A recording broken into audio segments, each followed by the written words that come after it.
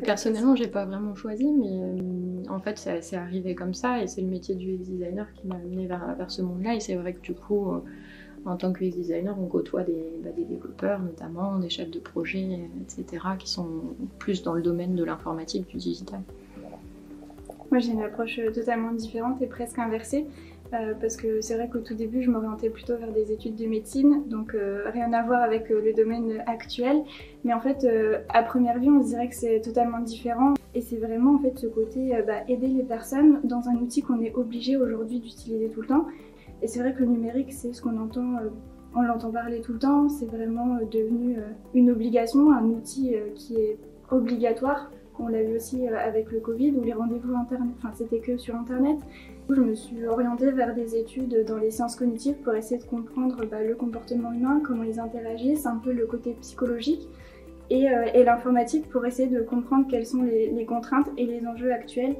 Et mon enjeu c'est aujourd'hui d'avoir un peu un panel assez large de compétences pour vraiment pouvoir faire la transition entre les besoins des utilisateurs et les contraintes technologiques d'aujourd'hui et de voir comment on peut ne plus s'adapter aux outils mais adapter les outils aux personnes.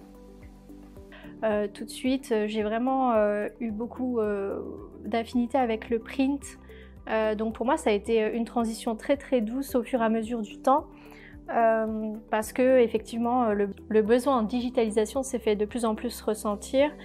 Comme je l'expliquais tout à l'heure, j'ai beaucoup travaillé en presse éditoriale, donc effectivement le quotidien c'est le magazine, mais le produit site internet, newsletter, enfin tous les produits digitaux qui sont liés sont indispensables finalement pour avoir une bonne visibilité sur la place.